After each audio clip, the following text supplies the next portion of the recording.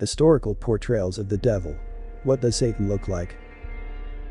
Leather-bearded, red-hued man with horns or a fallen angel. Multiple versions of Satan's image have appeared over time.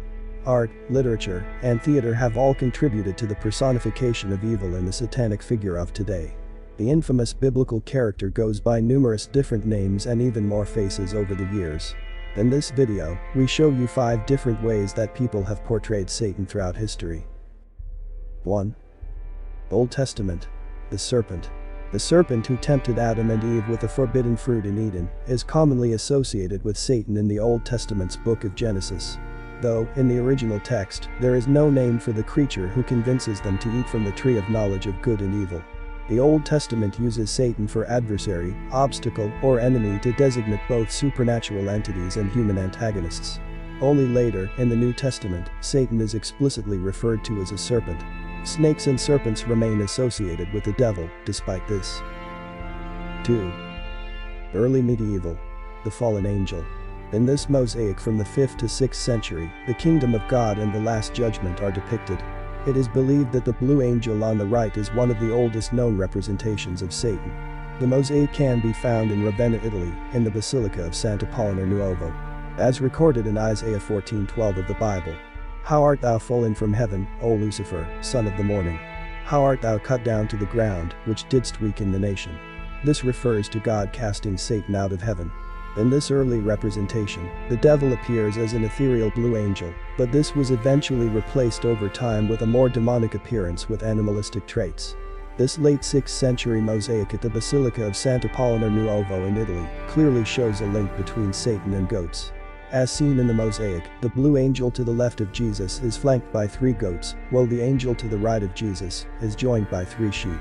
The artwork depicts the parable found in Matthew 25:31-46. When the Son of Man comes in his glory, and all the angels with him, he will sit on his glorious throne.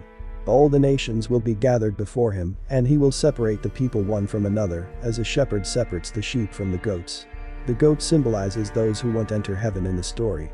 It is claimed by some art historians, such as Alastair Sooke of the BBC, that the devil and his minions got their horns from here. 3. Late medieval. Satan as the beast. The Smithfield Decretals or the Decretals of Gregory IX are illustrated manuscripts made in the first half of the 14th century. This image shows a devil with talons, wings, and a tail being cast out by angels. In medieval times, the devil was often depicted as a dragon. While mythical creatures were often associated with the devil during the medieval period, so were real animals as well. The devil was often depicted in medieval artwork with animalistic features, such as cloven hooves, tails, claws, and webbed fingers. Portrayals of bears, lions, foxes, and numerous others have connotations that can symbolize those associated with the devil. 4. Dantes Inferno. Devil with wings. In the Divine Comedy of Dante, Satan is described as a 3-headed beast, one of the most famous portrayals of him outside of religious texts. Dante Alighieri describes the devil as a featherless and wingless beast in his Divine Comedy. This depiction of Satan may date back to Babylonian myths. Dante Alighieri's poem Inferno recounts a fictional journey through the 7 circles that make up hell before the protagonist meets Satan himself. Satan is described by Dante with 2 mighty wings, such as befitting were so great a bird, sails of the sea I never saw so large. No feathers had they, but as of a bat. Canto 34. 49-51. According to experts, the wings of Satan may have been derived from Babylonian mythology, due to Lilith's association with the devil. Lilith originated from the ancient Babylonian Lilith demons, a nocturnal predator that attacks pregnant women and infants and seduces men by flying through the night. As part of his traditional Christian lore, Dante incorporates elements of Greco-Roman mythology. In his works, he refers to the devil as Dis, and to a city of Dis, which is derived from the Roman god Dis Pater, the god of the underworld. In Dante's Inferno, he writes, hence in the smallest circle, where the point is of the universe, upon which Dis is seated, woe betrays forever is consumed. Canto 11:64-65. 5. The Middle Ages. Graphic devil. Several depictions of hell and the Last Judgment were commissioned by the church in Florence as educational moral statements. In this period, the devil was often depicted with different skin colors, devouring souls symbolized by naked men and bound by serpents.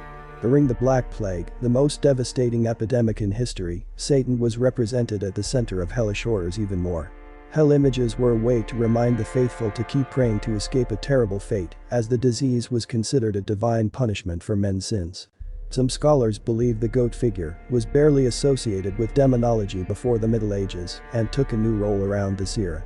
This new role stems mainly from its association with Nordic mythology. According to some, it may also be derived from the pagan god Pan.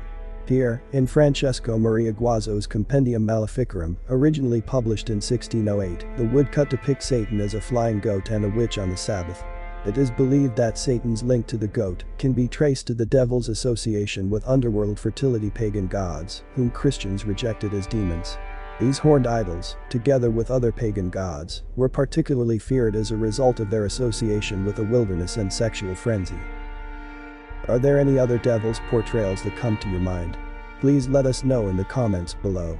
Always remember, the devil is deceitful in nature, but he doesn't have the power to destroy anyone who has a cordial relationship with God unless he convinces one to diverge from God's will. If you enjoyed watching this video, please leave us a like and subscribe to the channel for more videos like this one. Thank you and may God continue to bless you.